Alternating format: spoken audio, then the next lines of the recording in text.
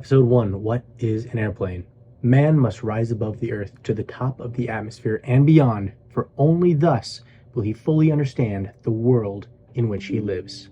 That is a quote from Socrates. While he did describe the feeling and impact of flight very well, he never flew himself. That is only because the first purposeful flight man took part in would not occur until more than 2,000 years after he was poisoned. Well, welcome to Chapter 1 of Blue Sky's Private Pilot License Crash Course, where we'll be going over a handful of different topics, including aircraft components, control surfaces, propellers, stability and controllability, some basic aerodynamics, the four forces of straight and level flight, P factor, and finally, turns and load factors, with the end goal being to transmit every bit of information you need to answer the question, what is an airplane? And other questions that I can promise you will be found on your aviation journey. Well, before that, I'm going to have to get changed and put Brick away. Let's start from the beginning. Imagine a time before humans even thought about flying. The pterogoda, just kinda giant ancient dragonflies, were already taken to the skies over 358 million years ago. If we just do a little bit of a fast forward, we're gonna be at 1783, where we have the first hot air balloon flights by this guy right here. So we haven't actually heard about any of that because, again, it was a hot air balloon that was lighter than air. So the true leap came in 1983 with the Wright brothers' Wright Flyer, the first working heavier than air powered aircraft. And right about there is where we can stop on the history. So if you want any more depth, I can absolutely write a whole book on that, but I can just make a couple videos for now. Now, we have clearly made a lot of advancements in the aviation space in the last 120 years since our first flight, but by looking at where we started makes learning the basics much easier. Looking at the Wright Flyer and comparing it to a modern aircraft, we can more easily see the components of an airplane that makes it unique from other vehicles. Understanding airplane components. These 5 components being the landing gear, right there, the wing, the power plant, the empennage, right here, otherwise known as the tail, and the fuselage. Let's start with the landing gear. This is what lets you use the airplane more than once. You can see the Wright brothers actually opted for a little bit more of a sled bottom rather than wheels, probably because they either didn't have access to proper suspension or because they knew it was going to be cheaper to replace after the aircraft would inevitably break after only 4 whole flights. Typically, you have a choice between 2 configurations of landing gear when landing on land. You either have tricycle landing gear or you're going to have tailwheel landing gear. For your own safety, and more importantly, your exams, you need to know that flying an airplane with a tailwheel landing gear with a student or a private pilot certificate requires a written endorsement from a flight instructor. This is because it is typically associated with less visibility on the ground and increased difficulty in flying as opposed to the tricycle landing gear, for a variety of reasons. Next up is the wings, being the part that you recognize the easiest and are what allow airplanes to fly in the first place. Every plane has wings, and every modern aircraft wing has at the very least 5 different components. The first one being the leading edge, the second one being the trailing edge. We have the upper cambered surface, and then we have the lower cambered surface. And then we have the chord line. The chord line is an imaginary line that directly connects the leading edge and the trailing edge of the wing. We have a name for this imaginary line so we can more clearly define how the wing is coming into contact with the air. This is called the angle of attack, and this is very important for when you are taking your exams and, more importantly, when you're trying to make sure you're not falling out of the sky. So, to illustrate it, let's go ahead and grab blue for wind. Let's say the wind is coming at us from this angle. You know what, let's make it a little prettier right there. See, there we go, wind. Now, if the wind is coming from about 45 degrees over here, you actually, to figure out the angle of attack, you go ahead and see the wind angle and compare that to the chord line, and that is just going to be that angle right here. Let's just put that right there instead, make it a little bigger. This angle right here is actually what is going to be considered the angle of attack. Next up is the power plant. And as you can see right over here, actually it's kind of small, but you can see that it is clearly and proudly displayed in the aircraft at an astounding 12 horsepower in the Wright Flyer. You'll be hopefully flying something significantly more powerful soon, and you will learn more about power plants and how they work in the next chapter. When it comes to power though, you'll need to make sure to get an endorsement from a flight instructor if you want to fly anything more than 200 horsepower. Pretty much this or this. Next up is the empennage, or more widely known as the tail, and as you can see, it's gone through quite a lot of drastic changes in the past 100 years. Modern empennages have multiple antennas and stabilizing surfaces, including the rudder, the vertical stabilizer, the horizontal stabilizer, and the elevator, along with the trim tab. The only part that the Wright Flyer seems to be lacking is a distinct fuselage, named not because it holds fuel typically, but because it looks more like a spindle to the French. The fuselage's main purpose is to hold everything together and support all of the cargo's weight. All of these components come together to make what we all recognize as an airplane. And once humans had figured out stable, heavier than air flight was possible, it did not take too long for humans to decide we needed to take full control of it. Thus, control surfaces were implemented not too long after.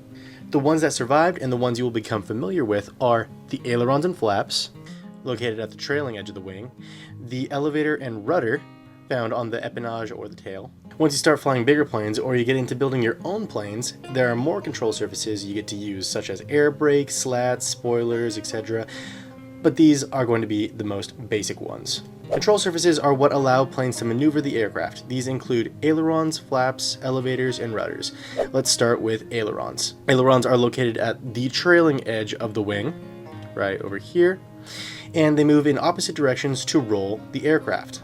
Flaps are also on the wings, and they extend downwards to increase lift and drag, aiding in takeoffs and landings. Elevators are found on the tail, and they control the pitch of the airplane. Rudder is also on the tail.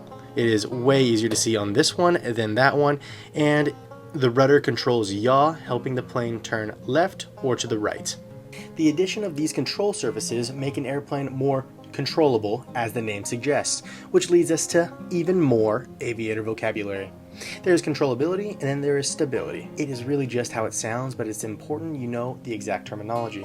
Stability refers to the airplane's ability to maintain a steady flight attitude or trajectory without the need for constant pilot input. This makes it easier for a pilot to control without constant input on any of the axes. Controllability, on the other hand, refers to the airplane's responsiveness to pilot input. A controllable airplane is one that responds appropriately to pilot inputs, allowing the pilot to safely maneuver the airplane as desired. To put it simply, if you're flying straight and level, stability is the plane's ability to stay straight and level without any input, and controllability is the plane's ability to go from straight and level to, let's say, a descending right turn. Now, back to the Wright brothers' narrative. While most everyone in the beginning of aviation was trying to make wings flap to generate lift and thrust like a bird or a bat's wings, the Wright brothers had a better, less popular approach that actually worked. They used two propellers attached to their 12 horsepower engine that generated the required thrust to push the airplane forward.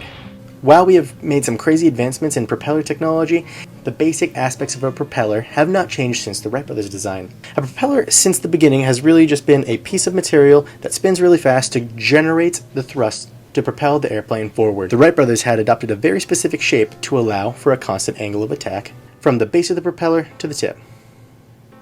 Right there. Creating an even distribution of force throughout the blade. The only relevant flaw with the modern propeller is a side effect of what is called P factor, or a left-turning tendency. This is an airplane's tendency to yaw to the left at a high angle of attack. This also is the reason a CFI might yell "more right rudder" at you in a takeoff. P factor is created in simple terms because when a propeller is spinning at a high angle of attack, the right side of the propeller is creating more thrust than the left side of the propeller from the cockpit point of view. The unequal distribution of thrust pushes the right side forward more, turning the airplane to the left. The reason it is typically the right side of the propeller that creates more lift is because propellers typically spin clockwise, and at higher angles of attack, the right side of the propeller will be rotating downwards and will be pushing more air. Now, since we're on the topic of propellers, there are basically only two types of propellers. There are fixed and constant pitch propellers. Don't worry, I thought fixed and constant were synonyms too. In this context, fixed means it is not adjustable, so it would look more like this. Can't really move it, it's all attached in the middle. You could see that in the middle of the propeller is one blade that cannot twist. Constant means that the propeller's angle of attack is adjustable. Think of it like it's constantly in the position you adjusted it to. It'll look a little bit more like this. The reason the constant speed propeller exists is because you can adjust each of the propeller blades by turning them from the center to be more efficient in any given condition. Twisting the propeller blades will allow the blades to cut through more or less air depending on the configuration. This adds a layer of complication to flying your plane and a new knob typically in between the mixture and the power. When an airplane is in straight and level flight, that is not climbing, not accelerating, not slowing down, nor descending, there are four forces acting on it. That is lift, that is weight, thrust, and then drag. Lift is the magic force that allows heavier than air flight. It is created by the wings, and it is the upwards force acting on an aircraft when it is moving through the air. The wings create lift using Bernoulli's principle and Newton's third law, which states that for every action, there is an equal and opposite reaction. This means that if object A exerts a force on object B, then object B will exert a force that is equal in a direction opposite back on object A. In the context of flight, as an airplane moves through the air, the wings exert a downward force on the air, which in turn exerts an equal and opposite force back on the wings. That is the upward force of lift. This upward force is what we call impact lift. Now, before we move on to the next principle of lift, understand that high pressure tends to move to areas of low pressure air. That's a test question and will be very useful information to understand weather later. And because of this fact of life, all you would need to do to generate lift is make sure the top part of the wing has low pressure air and the bottom part of the wing has high pressure air. Now, how do you do that? You use the second principle. Bernoulli's principle states that as the velocity of a fluid, air in this case, increases, the pressure within the fluid decreases. So if you blow on the top part of a sheet of paper, it creates an area of low pressure on the top since you just increased the velocity of air, creating an area of higher pressure on the bottom, making it lift up even though you are blowing on it. So, how does this help?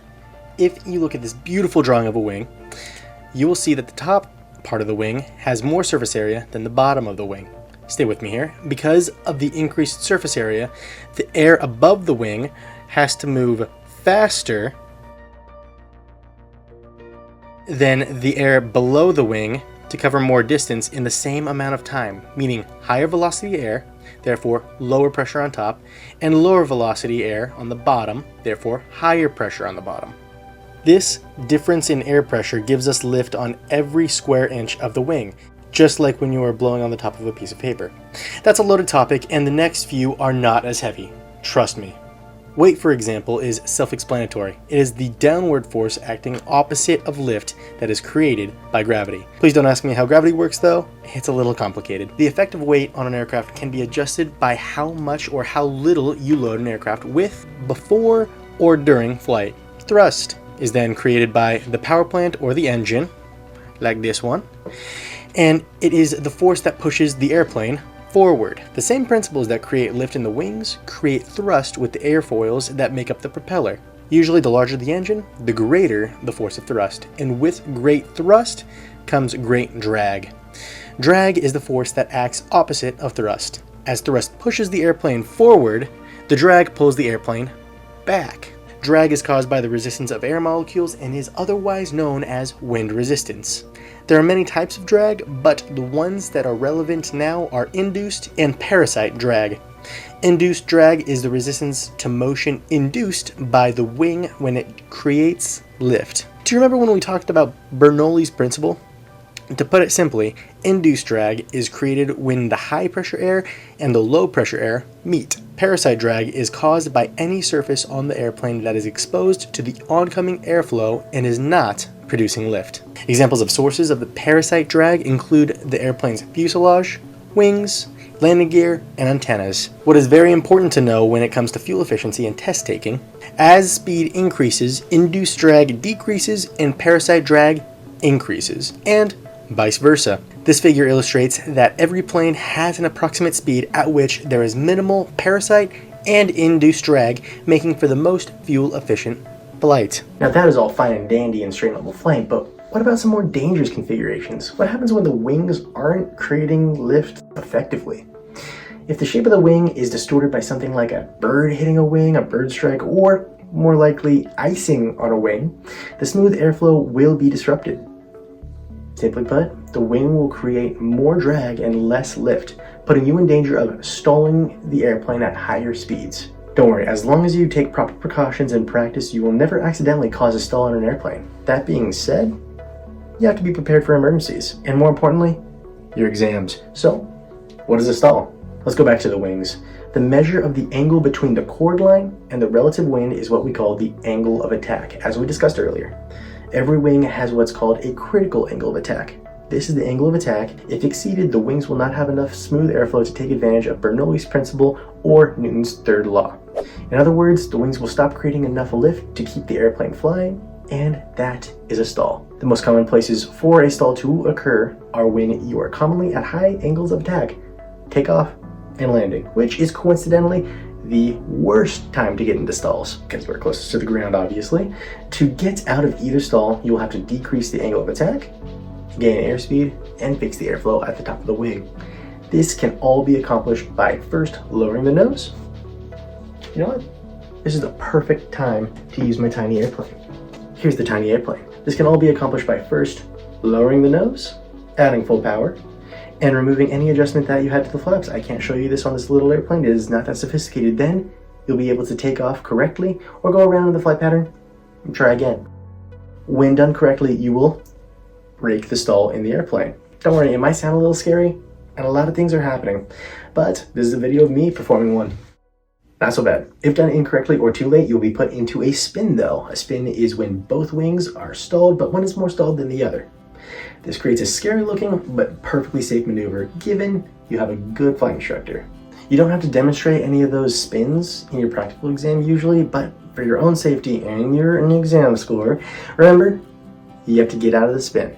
Remember how to get out of a spin. So remember an acronym, PAIR.